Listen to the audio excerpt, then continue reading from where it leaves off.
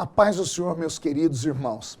Antes de assistir ao vídeo que você escolheu, eu tenho um recado aqui para você. Aqui na descrição você encontra o link para a minha livraria digital com todos os meus livros disponíveis para você adquirir e ler imediatamente. São estudos aprofundados sobre diversos temas da vida cristã. Clique agora e conheça toda a livraria digital do Pastor Marco Feliciano. Que Deus te abençoe. Pastor Marco Feliciano! Pentecostal que não faz barulho. Tá com defeito de fabricação, não é? O diabo tem jogado na sua cara, falado pra você que você não pode mais, você não vai mais. Quem é o diabo para colocar um ponto final onde Deus ainda está escrevendo? Homens tomam o que homens dão, o que Deus dá. Tá pra nascer um macho que tire.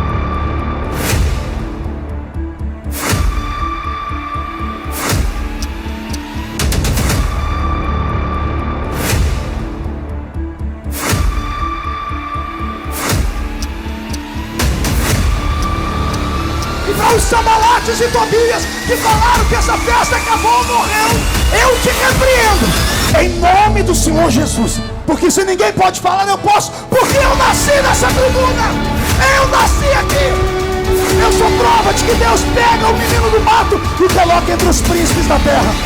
Sai da frente, Satanás, estamos em guerra.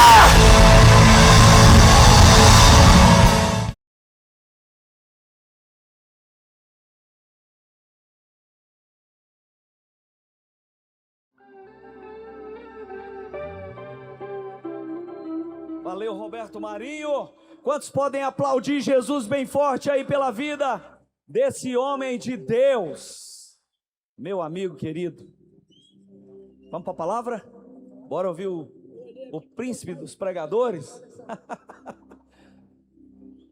Quantos nesse momento podem louvar a Deus e dizer glória a Deus pela vida do pastor Marco Feliciano? Quantos querem ouvir a palavra de Deus nesse momento? A última palavra da noite.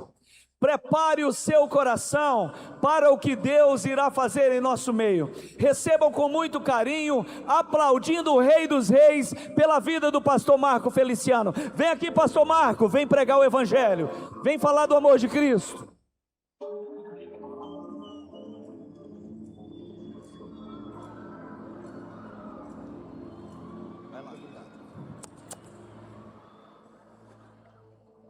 Graças a Deus. Cumprimento a todos com a paz do Senhor. Quem está feliz com Jesus hoje? Então encontre alguém bonito do seu lado e dê um sorriso para a pessoa. Ficou difícil? Eu estou em Goiânia, terra de gente bonita. Terra de gente abençoada. Eu estou na terra do avivamento. Você poderia ficar sobre os seus pés para lermos um texto da palavra? Segunda epístola de São Paulo aos Coríntios, capítulo de número 12.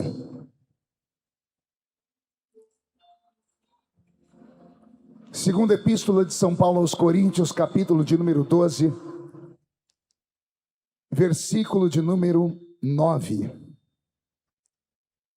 Deus está aqui. Está escrito: e disse-me, a minha graça te basta, porque o meu poder se aperfeiçoa na fraqueza. De boa vontade, pois, me gloriarei nas minhas fraquezas, para que em mim habite o poder de Cristo. Pelo que sinto prazer nas fraquezas, nas injúrias, nas necessidades, nas perseguições, nas angústias por amor de Cristo. Porque quando eu estou fraco, é aí que eu sou forte. Amém, igreja? Vou falar de novo. Porque quando eu estou fraco, é aí que eu sou. Não ouvi? É aí que eu sou. E só você que é forte, pegue na mão da pessoa mais perfumada do seu lado. Eu ia pegar na mão do Roberto, mas ele está todo suado ali. Filhão, cantou muito, Deus te abençoe. Aperte a mão da criatura com carinho até ela falar aleluia. Pentecostal que não faz barulho. Está com defeito de fabricação, não é? Vamos orar um pouquinho? Aí eu vou pedir às pessoas que estão andando dentro do ginásio, durante a oração, se você for sair, aproveita durante a oração, porque quando eu estiver pregando, eu preciso da atenção de todos. Amém? Senhor, nós te exaltamos, nós te glorificamos, e nós entendemos que dentro de alguns minutos, e este lugar ficará pequeno, para o tamanho da glória que o Senhor vai mandar do alto dos céus. Os que vieram tristes começarão a saltar de alegria. Os que vieram se arrastando não voltam para casa se arrastando. Hoje voltarão voando nas asas de um novo tempo. E antes que eu comece a ministrar a sua palavra, cerque este ginásio com a sua glória. E num raio de 5 quilômetros, onde houver um demônio alojado, eu dou a esses demônios segundos para sumirem de Goiânia. Porque se não sumirem, serão queimados pelo poder da sua glória que aqui será derramada. Rasgue os céus sobre este lugar. Manda anjos de fogo descerem aqui. Que estes anjos desçam, trazendo brasas de fogo nas mãos.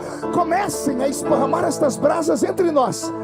E onde houver um crente cheio do Espírito Santo, pega ele nesta noite, Jesus, e mostra o caminho da verdadeira e poderosa adoração. Fala conosco, fica conosco. É o que eu te peço agora e sempre. E toda a igreja diz... Os que podem, tomem seu assento aplaudindo a Jesus, porque Ele é bom, porque Ele é maravilhoso. Eu prometo que não vou demorar, até porque nós temos um prazo para entregar o ginásio aqui. Mas eu gostaria muito da atenção das pessoas nessa hora. O que Jesus colocou no meu coração nessa noite, acho que é diferente de tudo aquilo que você esperava, de tudo aquilo que você pensava em ouvir hoje. Já tem muito tempo que eu venho falando para Jesus: não me deixe mais falar aquilo que eu quero falar, me deixe ser apenas o seu porta-voz. Eu prego há quase 40 anos, em quase 100 países do mundo, e mais de 4.700 municípios do Brasil. O que não me falta é experiência com o público e com o altar. Mas nessa noite eu falei: Senhor, eu quero algo diferente. E enquanto eu orava, Jesus disse para mim: prepare o povo para um batismo nesta noite. E eu falei: um batismo de glória com o Espírito Santo? O Senhor disse: não, para um batismo de quebrantamento.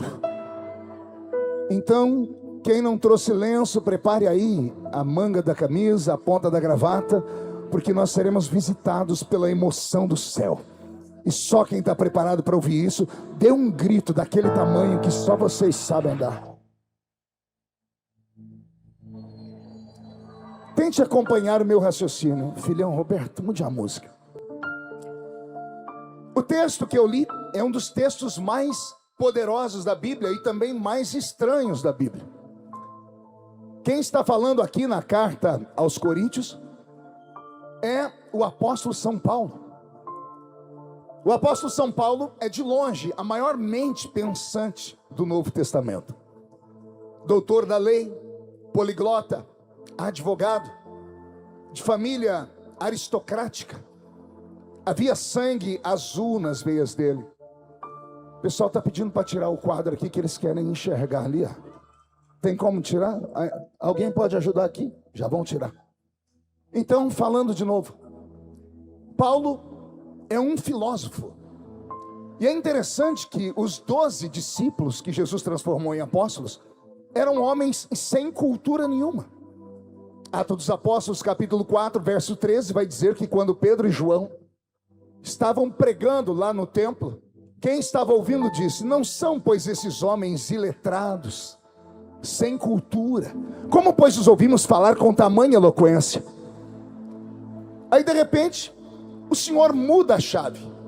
E ao invés de buscar alguém no meio da pobreza, ao invés de buscar alguém que não tinha acesso a ensino, o Senhor resolve levantar o apóstolo Paulo, um assassino de crentes que foi transformado em salvador de almas. Esse é o nosso Deus, mestre em transformar lixo em luxo, mestre em transformar o improvável naquilo que assusta uma geração inteira. Paulo começa o seu ministério sofrendo, porque a igreja da época de Jerusalém sentiram ciúmes dele. Viram ele pregar uma vez, Pedro e João ficaram desesperados e falaram consigo mesmo: ele tem tudo que nós temos, nós não temos o que ele tem. O que é que ele tinha que eles tinham, pastor? A presença de Deus. E o que é que ele tinha que eles não tinham? Ele tinha estudo, ele tinha conhecimento, ele conhecia o Velho Testamento, ele era um religioso quase que fanático, por isso matou os crentes, chamando aquela velha igreja do início de uma seita herética. E então ele, levantado por Deus 14 anos depois de ter sido abandonado por Pedro e João, você vai ler isso na carta aos Gálatas, capítulo 2, ele é encontrado na cidade de Tarshish, ou Tarsis, na cidade de origem dele. Alguém foi à cidade procurar um tal Paulo, porque em oração em Jerusalém, Deus levantou um profeta e disse: apartai para mim Barnabé e Paulo para a obra que eu os tenho chamado. Barnabé todo mundo conhecia porque era presbítero em Jerusalém, mas Paulo, ninguém conhecia o tal de Paulo, porque a última vez que viram ele, o nome dele era Saulo e fazia 14 anos. Quantos anos eu disse? Não ouvi direito? Talvez nesse período de 14 anos foi que o espírito dele foi moldado e Paulo se tornou um homem muito radical. Paulo era muito efusivo. Paulo era, de certa forma, intocável, e ele tinha um senso de justiça que ia além dos limites. Paulo era cruel quando dava ensinamentos duros. Talvez tudo isso gerado em 14 anos de abandono, porque uma pessoa que espera uma promessa se cumprir a 14 anos, abandonado por tudo e por todos, quando ela se levanta, o diabo tem que sair da frente dela, porque ela pega todo o ódio que ela tinha e ela verte naquela chamada dela. Aí Paulo começou a evangelizar com Barnabé, foram até Antioquia, e na igreja de Antioquia houve um avivamento. Barnabé era presbítero e era um empresário da igreja, era um homem rico, tinha vontade de ser pastor, não precisava de salário, mas não era um grande pregador. Aí Deus, sabendo disso, uniu o útil ao agradável, pegou aquele que tinha dinheiro e trouxe alguém que tinha palavra. E na igreja de Antioquia eles começaram a ministrar. Barnabé abriu o culto, cantava os hinos e dizia: vamos ouvir a palavra, e Paulo pregava. O primeiro culto assustou todo mundo em Antioquia. Que homem é esse com tamanha eloquência? No segundo culto há relatos de que começaram a haver batismo com o Espírito Santo. No terceiro culto, interpretação de línguas estranhas. No quarto culto, profecias. No quinto culto, cura divina. No sexto culto, operação de maravilhas, que vai além da cura. Uma coisa é curar os enfermos, outra coisa é você colocar a mão sobre alguém que não tem pé, não tem perna e não tem braço, e do nada brotar a perna, brotar o pé e brotar o braço. Milagres como esse cercaram aquela igreja antiga, e Paulo foi usado por isso. Daqui a pouco Paulo se solta de Barnabé e começa a ir para a Grécia. E na Grécia, entre os gregos, ele começa a alicerçar a sua fé e começa a pregar para os gregos. E aquele nanico, eu disse o quê? Não ouvi? Pergunte por quê.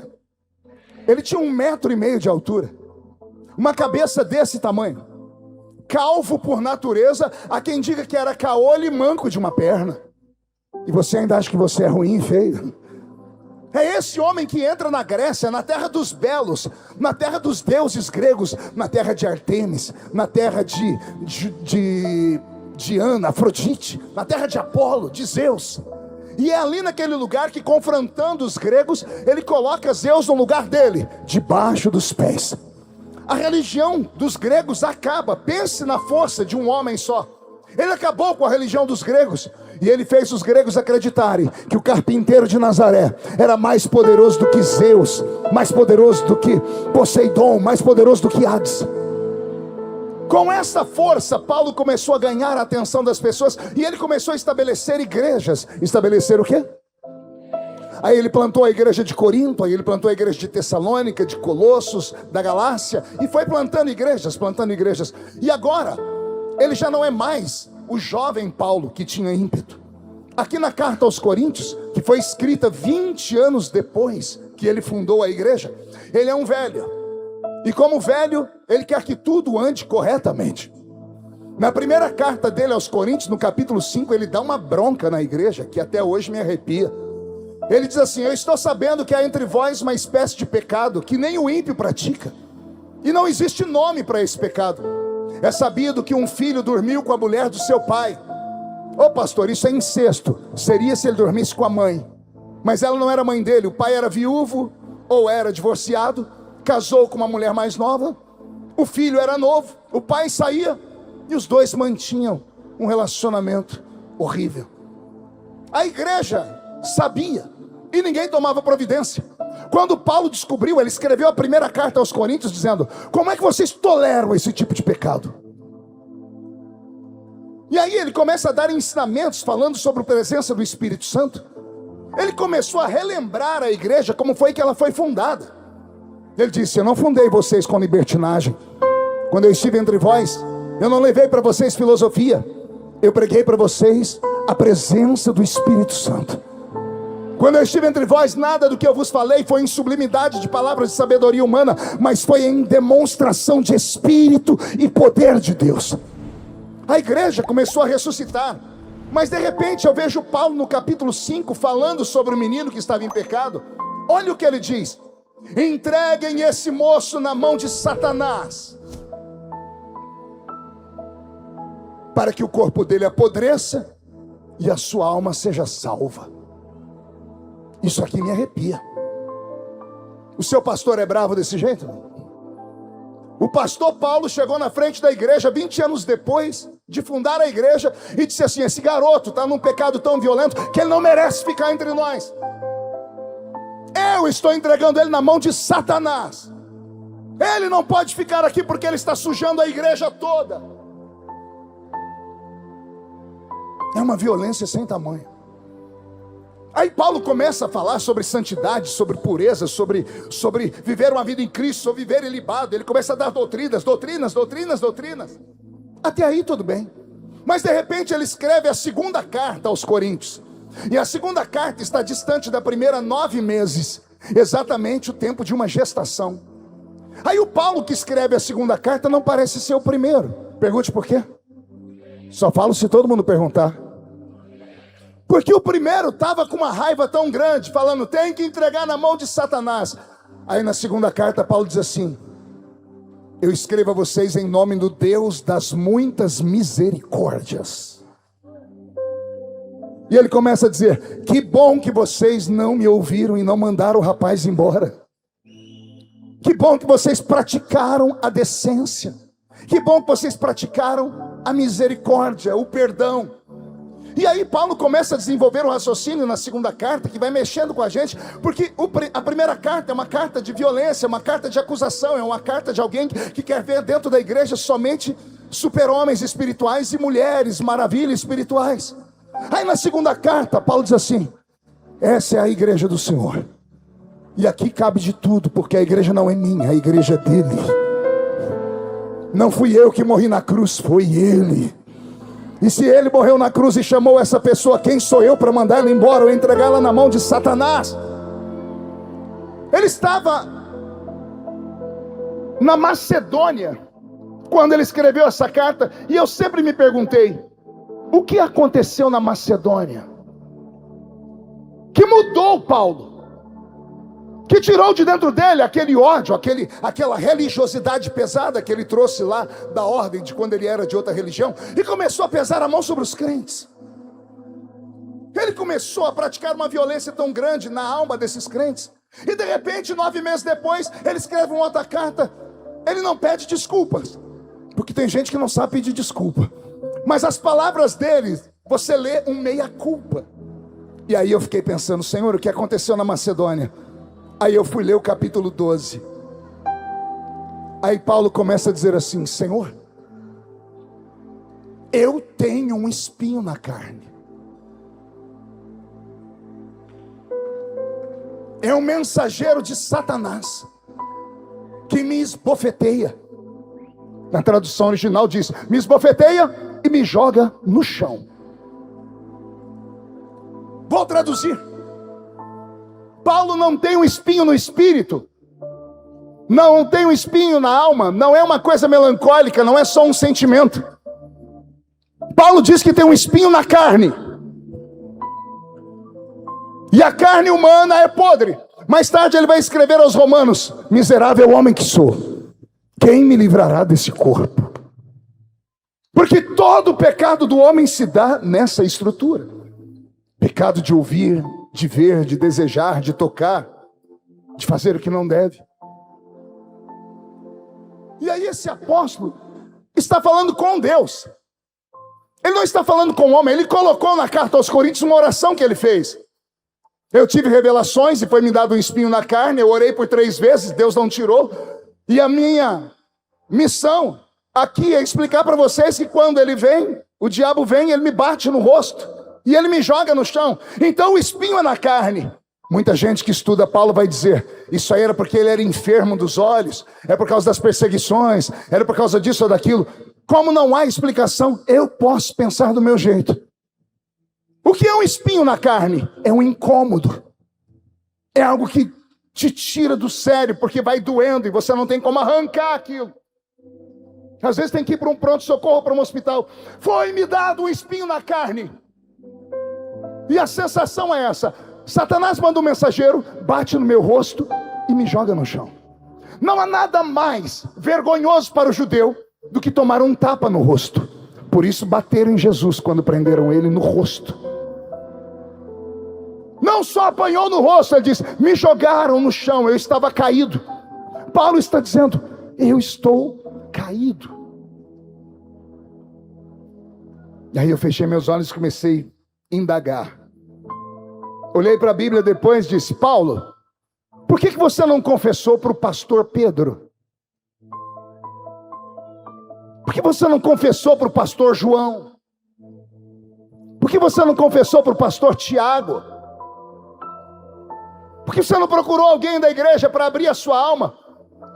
E é como se eu ouvisse Paulo gritando no meio da Bíblia: se eu confessasse para eles, eles iriam chorar comigo, iam dizer que iam me amar, iam dizer que iam me ajudar, iam dizer que iam orar por mim, mas me colocariam em disciplina. E disciplina implica: eu não posso pregar mais, eu não posso cantar mais, eu não posso mais participar da Santa Ceia, eu não posso mais nem ser chamado de membro de igreja. E aí, tudo que eu escrevi para a igreja, e não é nenhuma mentira, tudo que eu escrevi seria invalidado e jogado fora, porque alguém ia dizer: como é que eu vou escutar esse homem aí que caiu em pecado, que tem um espinho na carne, que o Satanás bateu na cara dele e jogou ele no chão? Eu começo a entender Paulo. Ele deve ter lembrado de Davi, quando Davi cometeu o pecado de contar o povo. Deus foi a Davi e disse: Davi, como eu te amo, eu vou te dar 3 escolhas. Escolha uma. Qual delas, Senhor? Você quer cair na minha mão? Você quer cair na mão dos homens? Ou você quer que eu destrua Jerusalém? Davi não pensou 2 vezes. Ele gritou: caia eu na sua mão. Por quê? Porque na sua mão há misericórdia. Homens não têm misericórdia. Seria uma oportunidade para Pedro, Tiago e João tirarem Paulo de destaque, porque já havia brigas internas. Se você ler a carta aos Gálatas no capítulo 12, você vai ver Paulo dizendo: e eu estive com Pedro, ele chama de Cefas, e eu resisti ele na cara, eu confrontei Pedro. Já havia briga de ministérios. Então Paulo não podia confessar aos homens, porque senão os homens não entenderiam. Falariam que no momento iriam orar por ele, mas depois a boca miúda ia sair, e a calúnia ia esparramar, e a história ia virar uma polêmica, e a polêmica ia virar uma tragédia, e a tragédia ia virar um escândalo, e nós não teríamos os livros dele aqui na Bíblia. Aí, como Paulo não pode confessar para os homens, ele resolve confessar para o único que entende o homem. Pergunte: quem é, pastor?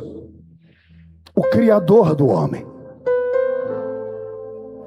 Só Deus entende o homem, porque Ele criou as nossas células, a nossa estrutura. Ele sabe o que os hormônios fazem com a gente. Ele sabe o que acontece quando temos uma crise, um trauma. Então Paulo começa a dizer: Senhor, fala Paulo, posso rasgar o verbo? Rasga, fala tudo. O bem que eu quero fazer eu não faço, Mas o mal que eu não quero eu faço todo dia. Isso tem nome, pergunte qual é. Hipocrisia. Você fala para a pessoa, faz isso, mas você não faz. Pratica isso, mas você não pratica. Você ensina, mas não vive aquilo que prega. E eu não estou falando do Zé das Couves da sua rua. Eu não estou falando daquele rapaz drogado que veio do mundo, está na igreja de vez em quando escorrega. Eu estou falando do apóstolo São Paulo, um herói da Bíblia. É ele dizendo, o mal que eu não quero fazer, eu faço. O bem que eu quero fazer, eu não dou conta. Continua Paulo, o que mais? Quem me livrará desse corpo, porque eu sou um homem miserável? Continua Paulo, o que mais? Esse espinho me atormenta, o diabo bate no meu rosto, eu estou envergonhado. Aí digo eu, não a Bíblia. E o que você quer fazer, Paulo? Eu quero abandonar tudo. Antes que descubram, antes que vire escândalo. Eu quero me aposentar, ser jubilado, porque eu não consigo conviver comigo mesmo. Porque eu quero fazer o bem, mas eu não dou conta. Não é que eu te odeie, é que eu não dou conta. A minha estrutura é humana. Senhor, eu estou com vergonha. Aí Deus diz, terminou? Terminei. Então agora me escute, Paulo. Pois não, Senhor. Paulo, a minha graça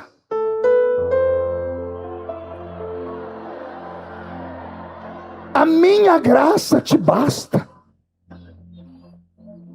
Como assim, Senhor? Graça é um favor imerecido. Você não merece ser perdoado, mas eu te perdoo. Você não merece ir para o céu, mas eu vou te levar para o céu. Você não merece ter os dons, mas eu vou te dar os dons. Você não merece, mas eu quero te dar. Por quê? Porque eu posso, eu sou Deus. Eu, como Deus, posso fazer o que quero e não tenho que dar satisfação a ninguém. Mas o que vão falar? As favas com que vão falar. O homem enxerga um palmo na frente do nariz, por isso julga. Eu vejo o futuro. E agora, essa criatura está dando prejuízo, mas lá na frente ela vai dar lucro. Então eu invisto a longo prazo, diz o Senhor. Isso aqui é muito lindo. Porque eu descobri lendo a Bíblia, no Salmo 142, que existe uma prisão, que todo ser humano entra dentro dela, e não tem chave nesse plano para abri-la. Uma vez aprisionado, é só desespero. É chamado de prisão da alma. O salmista gritou, tira a minha alma da prisão. Aí eu faço uma pergunta, que prisão é essa capaz de prender uma alma que é etérea, que é metafísica, que é translúcida? Qual matéria é capaz de prender aquilo que paredes não podem segurar? Aí orando o Senhor me disse, a prisão da alma, filho, se dá na consciência. Ela é chamada por vocês de consciência pesada. A consciência pesada pode terminar em arrependimento ou em remorso. O remorso faz Judas se matar. O arrependimento faz Pedro entrar no meio da mata e chorar depois que ele ouviu o galo cantar. A prisão da alma, ela veio sobre nós desde que Adão pecou. A prisão da alma, a culpa, faz a gente perder o sono, faz a gente perder a vontade de viver. Na hora, a gente não vê, agimos por instinto, e depois que cometemos o ato, meu Deus do céu, a gente se sente sujo, vazio, a gente fica com vergonha de Deus. É a prisão da alma. Tira a minha alma da prisão. Aí Deus disse, vou arrumar um jeito. Aí ele começou a exigir, vamos matar animais para que o sangue deles ocupe o lugar da vossa culpa. E o Velho Testamento inteiro é uma matança de animais. Os sacrifícios, animais que nunca cometeram erro nenhum. Um animal pagando pelo erro do homem. E aí o povo, ao invés de se arrepender, se acostumou. Todo ano, no dia do Yom Kippur, os ricos levavam juntas de boi, os pobres vinham com um pouquinho de farinha. Todo mundo era perdoado. Saíam dali e cometiam o mesmo erro. A consciência deles já não existia. A mente estava cauterizada. Aí Deus gritou do céu: não quero mais sacrifício de animais. Porque ao invés de subir diante de mim arrependimento, sobe um mau cheiro. Aí sabe o que Deus fez? Deus abandonou a raça humana. Por isso temos 2 testamentos. Malaquias termina com Deus irado. Deus entra no céu, tranca o céu e diz: não falo mais com essa raça. 400 anos de silêncio. 400 anos sem profeta, sem profecia, sem milagre, sem a Shekinah, aquela nuvem de glória. 400 anos sem o anjo do Senhor. 400 anos sem sonhos, sem visões, sem revelações. Deus abandonou a raça humana. E aí o povo começou a se arrepender de verdade. E a oração deles começou a subir. Passou a época que a mente deles estava cauterizada e começou a doer de verdade. Não dá para viver com uma consciência pesada. Senhor, Senhor, 400 anos de grito. Aí um dia Deus abriu o céu e disse: tá bom, vou dar mais uma chance. Só que agora eu não quero sangue de animais. Eu quero sangue de alguém que seja como vocês. Um ser humano tem que morrer pelo outro ser humano, mas ele não pode ter pecado. Aí um anjo gritou lá no Apocalipse: ninguém na terra, nem debaixo dela, nem em cima dela foi encontrado digno. Não tem ninguém nesse plano. Na terra, os vivos; debaixo da terra, os homens que morreram; acima da terra, os que não nasceram ainda. O homem está condenado. Todos pecaram e destituídos estão do quê? A alma que pecar, essa, o salário do pecado é acabou para o homem. Aí Deus dá um outro grito no céu, pergunte qual? Isaías 6. Ele olha para a terra e diz: eu estive aí, vocês não me ouviram. Se não ouviram a mim, o Criador, eu pergunto: a quem enviarei? Quem há de ir por nós? E o anjo no Apocalipse continua gritando: ninguém na terra, nem debaixo dela e nem em cima dela. O diabo faz festa no inferno, dizendo: eu venci a criação. Aí daqui a pouco, à direita de Deus Pai, se levanta um ancião de dias, cabelos brancos como a lã, olhos como tochas de fogo, pés reluzentes como latão que saiu da fornalha, linho branco tecido no céu e um cinturão de ouro traçando o peito dele. E da boca dele uma espada aguda de 2 fios, gritando assim: eis-me aqui, envia-me a mim. O que você pode fazer que eu não tenho feito, filho? Nós somos um. O Senhor foi em glória, em cima. O Senhor foi em cima de um querubim, nas asas do querubim. O Senhor puniu o homem, matando, abrindo a terra, engolindo, jogando saraivas. O Senhor mandava anjos cegar os homens de Sodoma e Gomorra. O Senhor foi com aquilo que o Senhor chama de justiça, e o homem não foi curado. Então não adiantou puni-los desse jeito. E qual é a sua ideia? Eu tenho uma ideia diferente. Eu não quero ir como Deus. Como assim? Eu quero ir como homem. Como assim, meu filho? Eu quero nascer de uma mulher.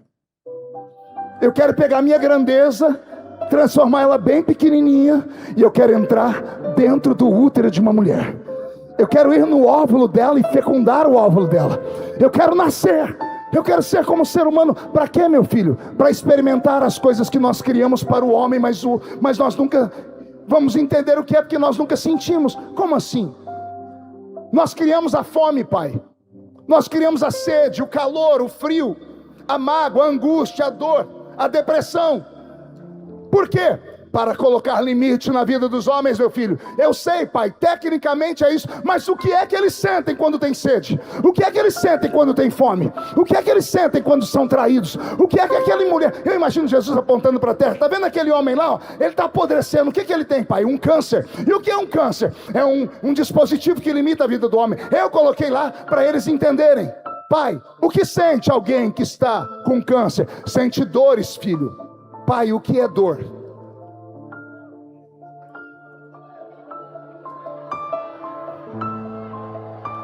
Como assim, meu filho? Pai, o que é dor? É um dispositivo. Pai, eu não quero linguagem técnica. Eu quero saber o que é sentir dor. Porque quando eles têm dor, eles abandonam o Senhor. Aquele homem está te negando porque o filho dele está com fome. Ele está dizendo que o Senhor não existe. Aquela menina está triste porque ela foi abusada. Ela está dizendo que o Senhor não protegeu ela, então o Senhor não existe. Aquele cientista está dizendo que o Senhor não existe porque ele orou e não teve resposta. Senhor, Pai, não tem como entender o homem se a gente não experimentar as dores deles. Então eu quero fazer o maior de todos os milagres. Qual, filho? O milagre da encarnação. Como vai ser? Mesmo sendo Deus, não tenho por usurpação ser igual a Deus. Antes, aniquilo a minha forma divina e me transformo em carne. Desço lá para viver a vida deles, para experimentar o dia a dia deles. E aí Maria fica grávida, e quando o menino nasce, na hora que ele saiu do ventre dela, Jesus sentiu a primeira dor, o pulmão está fechado. Quando ele respira, já começa a chorar igual criança, porque o pulmão abre numa dor. Aí essa criança vai sofrer como sofrem todos os seres humanos. Aí ele passa fome, aí ele passa sede, aí ele é traído, aí ele sente dores, ao ponto de no final do ministério, ele está quase entregando os pontos. Você sabia disso? Sabia que Jesus quase entregou os pontos lá no Getsemane? Na noite em que foi traído, ele chamou Pedro, Tiago e João e disse: venham cá, eu vou pedir duas coisas para você. O que, Senhor? Eu quero que vocês orem por mim. Como assim? Os discípulos se lembram: mas Senhor, aquele dia nós falamos, ensina-nos a orar. E o Senhor disse: por quê? E nós falamos, os discípulos de João sabem orar e nós não. E o que o Senhor disse para nós? Eles precisam orar, vocês não, porque eu sou a resposta da oração e estou caminhando com vocês. Mas querem aprender a orar? Eu vou ensinar a vocês uma oração. Pai nosso que estais no céu, santificado seja o seu nome. Venha a nós o seu reino, seja feita a sua vontade, assim na terra como no céu. O pão nosso de cada dia nos dai hoje, perdoai as nossas ofensas, assim como nós perdoamos a quem nos tem ofendido. Não nos deixes cair em tentação, mas livra-nos do mal, porque teu é o poder, o reino e a glória para sempre. Anotaram? Anotamos, Senhor.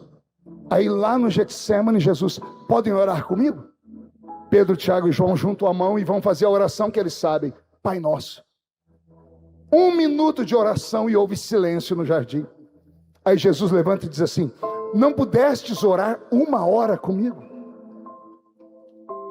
60 minutos? Conseguiram orar só 1 minuto? E eles dizendo: a gente não sabe orar. Mas por que o Senhor quer oração? Olha o que o Deus encarnado diz: a minha alma está angustiada até a morte. O A é craseado, para. A minha alma está angustiada para morrer. Eles desesperam, não conseguem ajudar. Jesus entra dentro do Getsemane.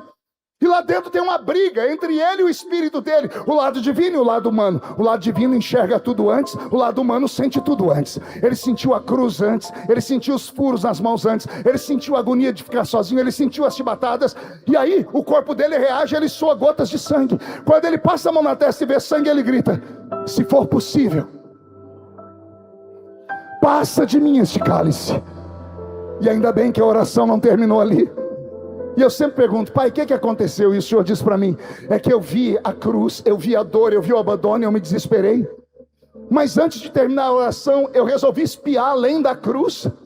Estiquei a cabeça para a esquerda, para a direita, para ver o que tinha depois da cruz.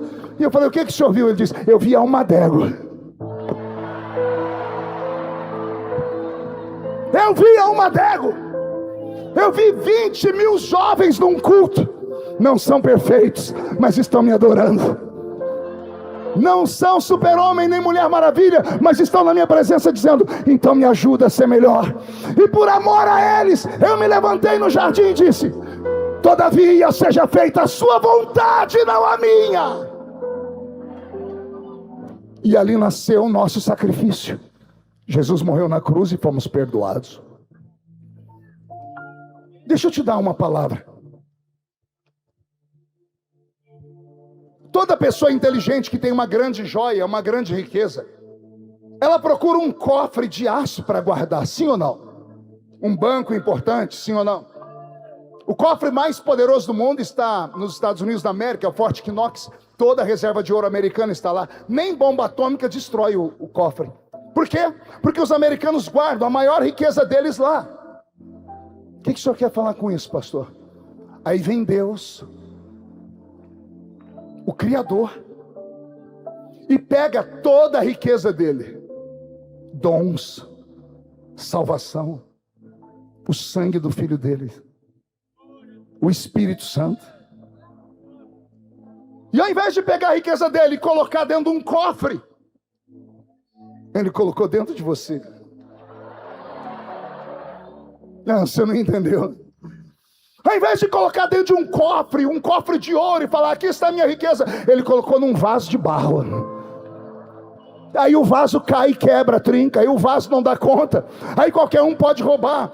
Deus arriscou a riqueza dele por você e colocou dentro de você tudo. Aí vem alguém que olha para você e diz assim, você não merece, você não pode cantar, você não pode pregar, você não pode participar da Santa Ceia. Por quê? Porque você é um pecador. Aí eu dou gargalhada, porque quem fala isso é um sujo, que aponta para um mal lavado.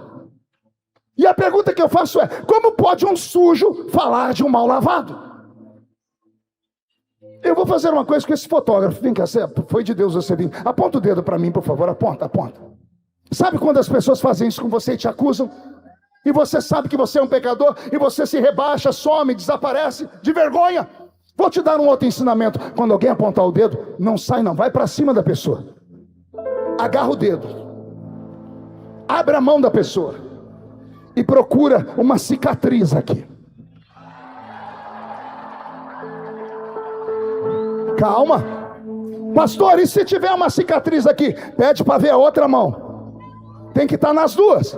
E se tiver nas duas, pede para ver o lado direito. Vê se tem um furo aqui feito por uma lança. E se tiver, pede para ver os pés. Tem que ter 2 furos. Pastor, e se tiver as 5 chagas? Encurta o assunto e pede a certidão de nascimento. O ano de nascimento, ano 4 antes do Senhor. O nome do pai, Yosef, o nome da mãe, Maria. E entre parênteses, o nome do pai verdadeiro, Yahvé. O nome da pessoa, Yeshua. Se não for Yeshua, olhe para a criatura e diga para ela, Romanos 8:1, nenhuma condenação há para os que estão em Cristo Jesus, nosso Senhor. Estou com meu corpo todo arrepiado. Como assim, pastor? Está acontecendo uma guerra aqui, ó, acima desse ginásio. Anjos e demônios te acusando e anjos tentando te defender. O culto passou, o congresso está indo, você não consegue chorar, não consegue adorar, só gosta da música porque a música sacode o corpo. Não consegue ficar aqui ouvindo a palavra porque a sua alma está pesada. Morre de medo de Deus levantar um profeta e entregar você aqui. Aí fica você olhando o pregador com essa cara feia, parecendo que foi batizado num pote de vinagre. Achou que eu não ia falar? Vem para o culto e fica olhando a gente com esse olho seco, parecendo olho de sapo que morreu no dia de enchente. Vem para uma festa pentecostal, mas não abre a boca para adorar. Fica aí com essa boca fechada, essa boca de aço, essa língua de ferro e esse queixo de concreto. Por quê? Por causa da acusação. Então eu estou aqui hoje para te dar um alívio. Existe uma chave que abre a prisão da alma. Ela se chama perdão. Não perdão de homem, perdão do eterno. Como assim, pastor? Miserável homem que eu sou, o bem que eu quero fazer não faço, o mal que eu não quero faço todo dia. Eu tenho um espinho na carne, eu quero parar, eu quero desistir, eu quero parar. Aí Deus diz, calma. Por quê? Porque a minha graça te basta. Não é a graça do pastor, não é a graça da igreja, não é a graça do seu líder de células, não é homem de carne e osso que julga você e tem pecados piores que o seu. A diferença é que o seu foi descoberto e o deles não. Hipócritas. Aí o Senhor diz, não é a graça do homem que te basta, é a minha. A minha graça te basta. Recebe esta palavra. Não, abra a mão assim, cata no ar, põe dentro do peito e manda o diabo se lascar no inferno.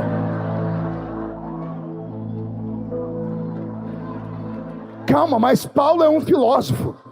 Ele está tentando entender o que Deus está falando. A minha graça te basta. Por quê? porque o meu poder se aperfeiçoa. Quando você sobe um monte para orar com aqueles canela de fogo, sim ou não? O meu poder se aperfeiçoa quando você está 4 dias em jejum? Não. O meu poder se aperfeiçoa quando você ganhou 50 milhões de almas? O meu poder se aperfeiçoa quando você fala em línguas estranhas? Não. O meu poder se aperfeiçoa como? Na sua fraqueza. Mas calma aí, eu não estou falando do poder da Polícia Militar de Goiás, que pode melhorar, trocar um revólver 38 por um fuzil AR-15. Eu não estou falando da sua igreja, que pode fazer uma reforma e deixar ela melhor, meio americanizada. Isso é aperfeiçoar é melhorar, amém? Só que Deus é onipotente, todo o poder é dele. O salmista disse, ele é tão grande que ele sustenta na concha da sua mão todos os oceanos da terra. Aí o outro gritou, disse, não, ele é maior. Por quê? Porque ele conhece as estrelas pelo nome, sabe o número de cada uma delas e as chama. Aí o outro disse, não, ele é maior. Por quê? Quando ele quer olhar os céus que a gente levanta a cabeça, Deus não levanta a cabeça. Por quê? Ele olha para baixo, porque ele está acima do céu, da terra, da atmosfera. Eu estou falando de um Deus que trouxe à existência tudo que existe do nada. Ele tem poder ou não? Algum poder na terra se compara ao dele? Aí ele olha para um homem em pecado e diz assim, o meu poder se aperfeiçoa não quando você prega bem, não é quando você dá ensinamentos teológicos. O meu poder se aperfeiçoa não é quando você é um super-homem. O meu poder se aperfeiçoa quando você está fraco. Por quê, Senhor? Um dia eu fechei os olhos e tentei imaginar. Alguém aqui tem bebês? Alguém tem filhos aqui? Esses que têm filhos, quem lembra do bebê? Dava trabalho? Só acorda a hora que não pode.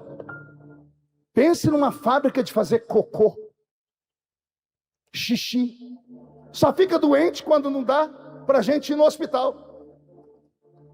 A criança não sabe falar, a gente se desespera. O pai e a mãe sofrem quando é bebê, sim ou não? Aí o bebê cresce e fica adolescente. Aí a mãe diz assim, que saudade. De quando, mãe? De quando você era bebê.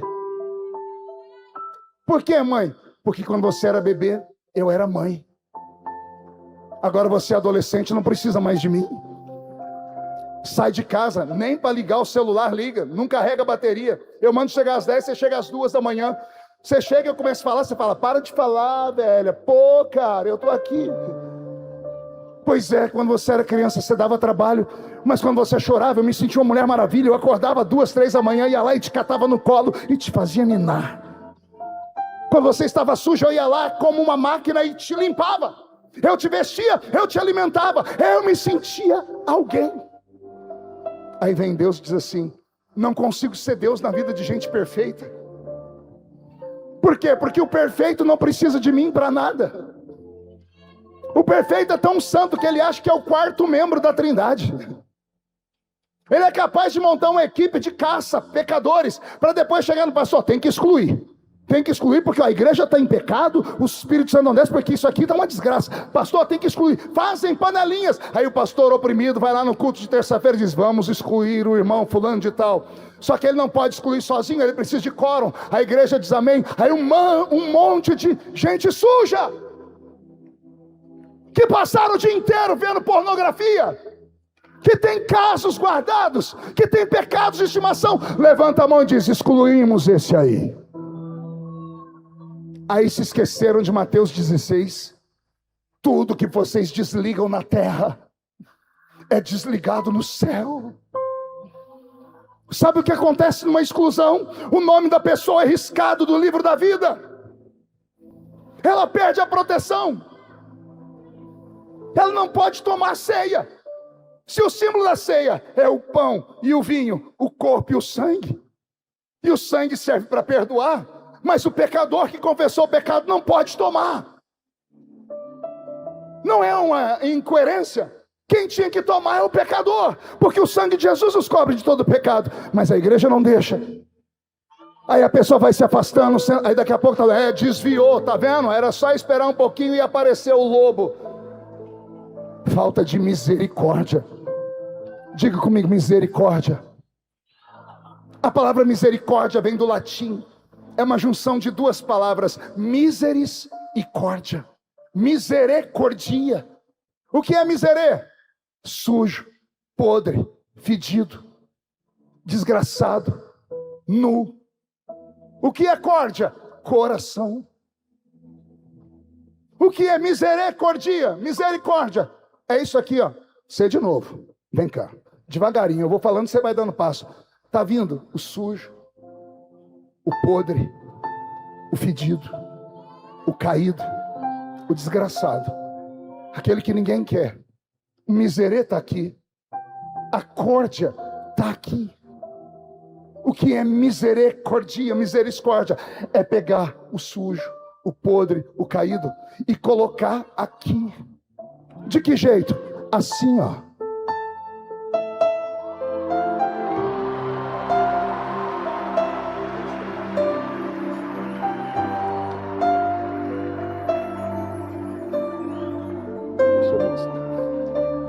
Você entendeu? Essa é a graça do Evangelho. Senhor, fala mais. A minha graça te basta. Porque o meu poder melhora quando você fracassa. Por quê, Senhor? Porque quando você fracassa, eu me levanto do trono. Quando você fracassa e se joga no chão e diz, me ajuda, tem misericórdia, eu me levanto do trono e digo, preparem a minha carruagem. Prepare os querubins, prepare os serafins, porque eu vou salvar alguém agora.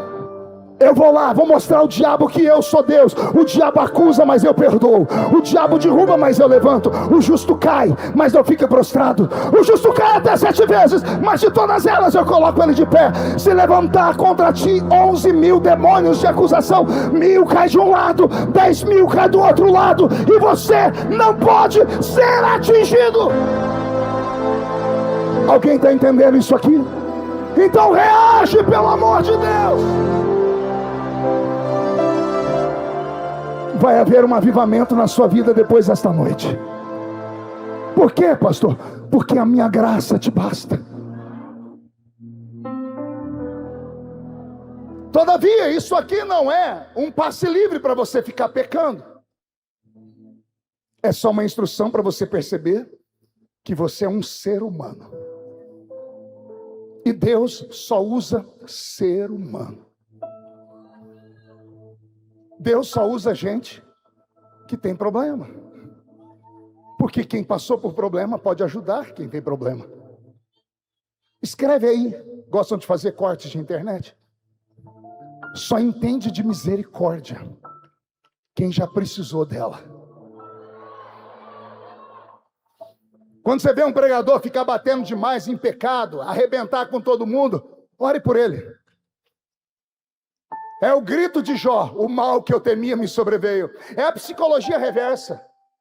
A pessoa está falando da fraqueza que ela tem, então ela está gritando, brigando, como se dizendo, eu vou vencer. Não vence nunca, porque não pratica misericórdia, é juízo em cima de juízo. Agora aquele que pratica misericórdia, é porque um dia precisou dela. Só entende o que significa perdão quem já precisou dele. Nessa noite, eu não trago um Deus de fogo para vocês. Nessa noite eu não trago o Deus do Pentecoste. Eu trago o Deus da caverna de Elias. Numa brisa suave, ele aí massageando o seu ombro e falando para você, eu não aceito o que você fez, mas eu te entendo. Vou falar de novo. Eu não aceito o seu pecado porque eu odeio o pecado, mas eu entendo você ser um pecador.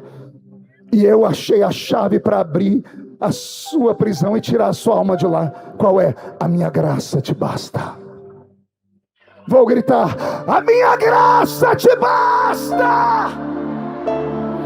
Que o inferno escute o que eu estou falando aqui. A graça do Senhor basta para quem está aqui na Madego. Satanás, arruma suas malas e cai fora de Goiânia. O seu dedo podre não pode ser mais tocado em nós. Por que não, pregador? Porque a Bíblia diz: o inimigo sai contra ti por um caminho para te acusar, mas ele fugirá de ti por 7 caminhos. Nenhuma arma de acusação contra mim prosperará, porque o sangue de Jesus Cristo ainda tem poder. Só quem crê nisso, levanta a mão direita, chacoalhe ela, faz uma tomada disso, coloca a mão no ombro de quem está do seu lado, diga: dá licença. Agarra a pessoa para mim e chacoalha ela. Tem gente que nem se move, raça ruim. Agarra alguém aí, sacode ela. Diga assim para ele: Deus te trouxe aqui para isso. Sacode de novo. Para isso. Deus te trouxe aqui para sacudir a sua alma, para sacudir a sujeira. Você entrou por aquela porta parecendo a cor escarlata, você vai sair por aquela porta mais alvo do que a neve. Por quê, pastor? Porque eu sou um sacerdote. Mesmo sendo um sacerdote miserável pecador, eu tenho autorização para perdoar pecados. Mateus 16: a quem perdoardes o pecado será perdoado. E eu vou orar para você sair por aquela porta mais alvo do que a neve. E se você encontrar um demônio pela frente, agarra ele pelo chifre, esfrega a cara dele no chão e chuta ele para o inferno. E diga para ele: o sangue de Jesus Cristo ainda tem poder. Eu estou sentindo um alívio. Eu estou sentindo que pessoas aqui não vão mais andar, vão decolar. Esse ano será o melhor ano de vocês.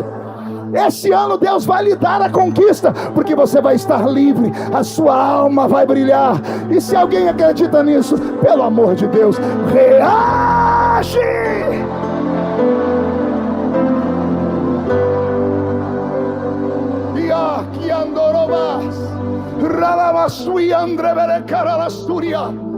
Eu desafio os crentes batizados com o Espírito Santo agora, por 15 segundos, a darem uma rajada de línguas, a orar em línguas estranhas. Vai, me dê um coral.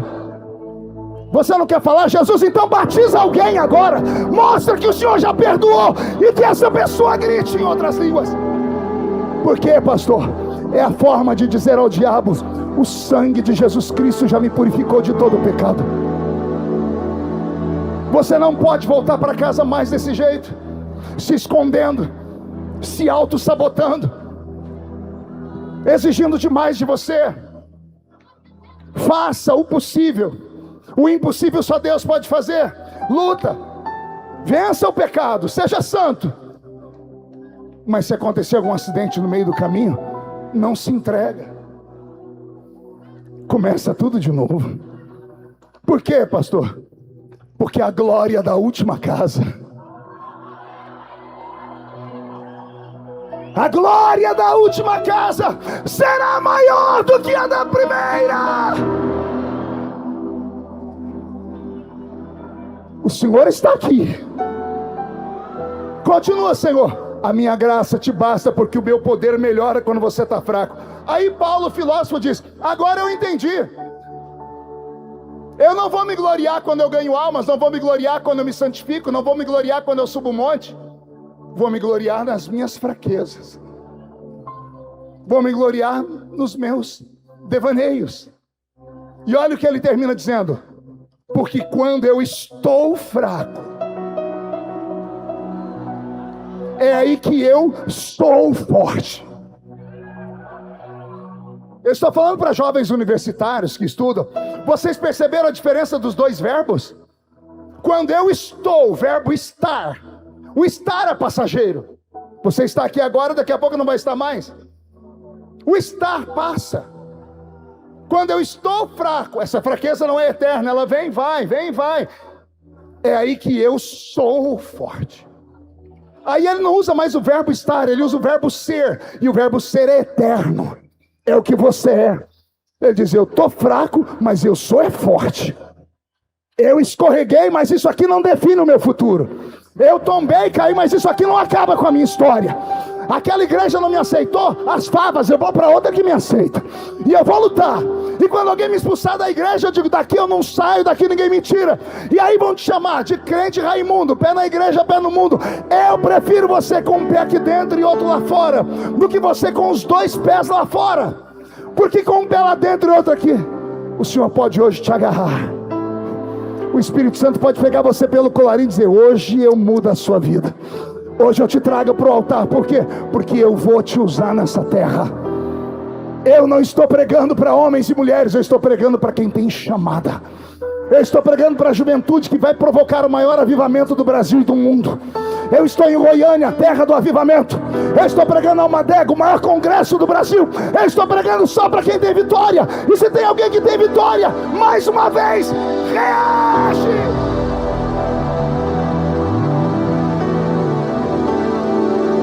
Fique de pé comigo. Pega na mão de quem está do seu lado. Aperta a mão da pessoa. E assim eu oro. Pai, perdoa todos os pecados. Não porque merecemos, mas porque se o Senhor não nos ajudar, quem vai nos ajudar? Se o Senhor não entender essa garota, quem vai entender? Se o Senhor não entender esse menino, quem é que vai entender? Se eu não estender a mão, quem é que estenderá a mão? Por favor, solte a mão da pessoa, agarra ela assim num abraço. Vamos fazer um exército de um homem só. Isso. Aí você disse assim para o diabo, sozinho você me vence, mas com essa turma do meu lado. E quem é essa turma? É a caverna de Adulão. Ninguém quer, mas serão os maiores guerreiros da Bíblia.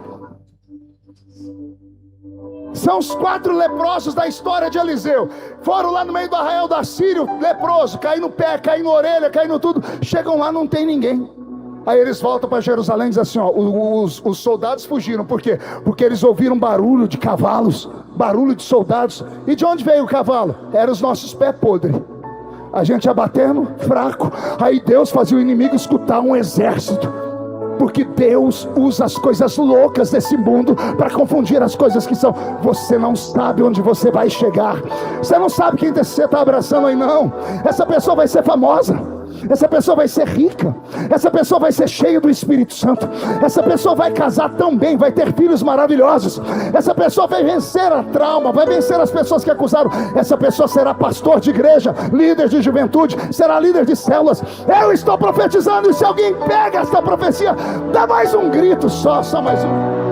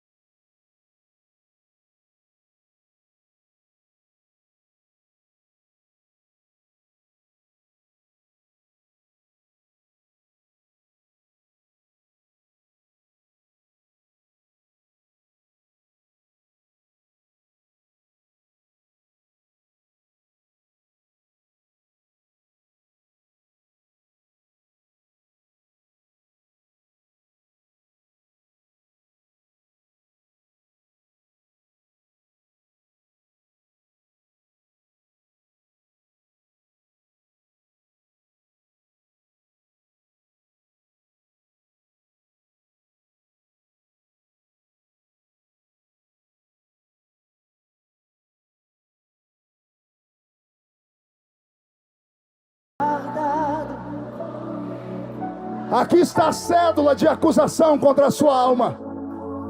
Aqui estão os pecados que o diabo levou diante de Deus essa noite para tomar tudo que você tem. Por causa das suas lágrimas, do seu coração sensível, Deus se levantou do trono e está fazendo assim.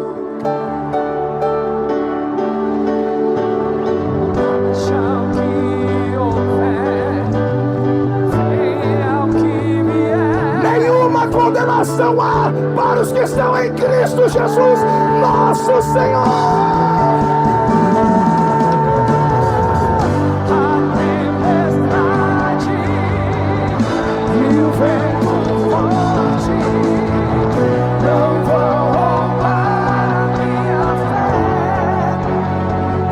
Quem está do seu lado, levanta a mão direita para o céu e chacoalha.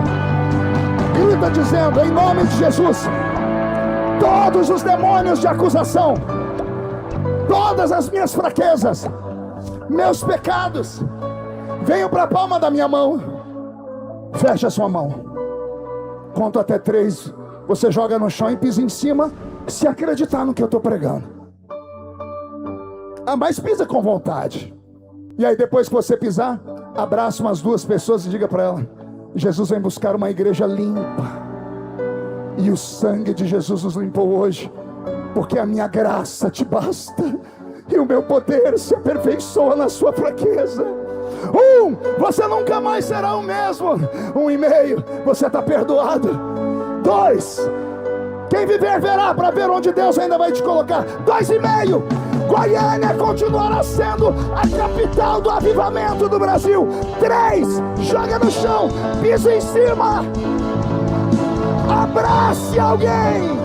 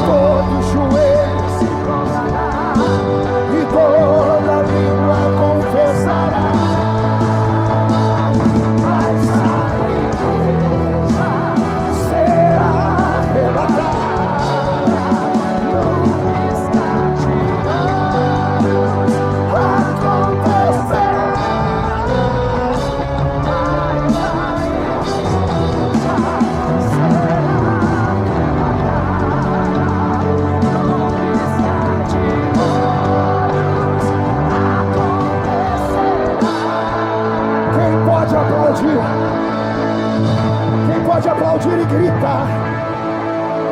Quem pode aplaudir e gritar e dar um pulo para cima? Eu vou mandar um recado para o diabo, é o mesmo de sempre. Sai da frente, Satanás! Estamos em guerra!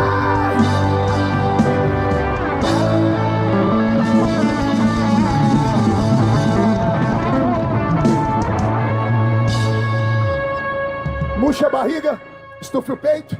Olhe nos olhos de quem está do seu lado. Se não tiver vermelho, enfia o dedo no olho da criatura. Diga, você entendeu? Não se sabote mais. Não se julgue o pior. Você não é o verme do carrapato. Você é alguém escolhido por Deus. 1 minutinho para terminar. Feche os olhos. Será que tem alguém no nosso meio que, magoado com as ações da igreja, abandonou os caminhos do Senhor? Será que tem alguém que já pisou no Santo dos Santos e veio aqui a convite de um amigo, já estava indo embora, viu o velho pregador pregar o microfone e você disse: se tu me amas, fala comigo, Deus? Aí Jesus disse: a minha graça te basta. Se você tiver coragem de voltar nessa noite, nós vamos orar para Jesus devolver tudo que foi roubado da sua vida. E quem viver verá, para ver onde Deus vai te colocar. A igreja concorda comigo? Será que tem alguém? Tem uma pessoa? Tem uma? Você consegue chegar aqui perto dessa grade? Isso, abre caminho, deixa ele vir. Se só ele vier, eu já estou feliz. Uma alma salva vale mais que o mundo todo perdido. Tem mais alguém? Pode chorar, filhão. Pode chorar, a glória da última casa será maior do que a da primeira. Ah, Jesus! Tem mais alguém? Tem mais alguém? Tá vindo mais uma pessoa. Tem mais alguém? Vem rápido que nós temos que terminar, senão o pastor Bira nunca mais deixa eu vir aqui. E com razão, porque ele me deu um tempo e eu extrapolei o tempo. Também o Roberto cantou mais que eu. Mais alguém? Vem. Pastor Marco, eu não sou crente não, mas eu tô aqui com um negócio, tá? Tô emocionado. O que é isso? É Deus te chamando. Você não vive falando quando Deus te chamar, você vem? Sai do seu lugar e vem aqui entregar a vida para Jesus. Me deixa orar pela sua vida. Me deixa orar pela sua vida. E os demônios vão soltar a sua vida, vão soltar a sua alma. Chega mais perto aqui. Isso. Cadê os evangelistas que estão aqui no meio? Isso, me ajude. Pastor, eu estou na galeria, não dá para descer. Chega perto do parapeito, pelo menos. Chega perto dessa grade amarela e faz assim com a mão, dizendo: eu estou entregando a minha vida. Lá em cima tem gente. Será que tem mais pessoas? Me ajuda a levar essas pessoas para o céu, para dentro do coração de Deus. Tem gente ali também. Tem gente nos 4 cantos do ginásio. Você que está entregando a vida para Jesus e voltando, coloque a mão no coração. Todos os seus pecados estão sendo perdoados. Ainda que eles fossem negros como a escarlate, o Senhor te transforma em alguém mais alvo do que a neve, porque o sangue de Jesus Cristo ainda tem poder. O Senhor está te limpando, arrancando o cancro, arrancando caroços. E depois dessa noite, quem viver verá, para ver você livre, porque o Senhor está quebrando a maldição herdada, a maldição adquirida. A partir de hoje, não importa o que aconteceu ontem, nasce uma nova criatura, uma nova história, e tudo que foi roubado da sua vida será devolvido hoje ainda.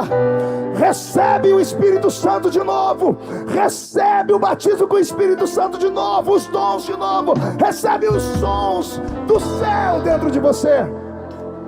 E como profeta eu digo: estão salvos, livres da condenação. E a igreja que acredita diz amém.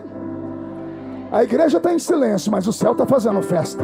Eles vão ficar de pé e vão receber abraços. Vocês invadam aqui, ajuda eles. Não é um abraço não, dá abraço lá na galeria.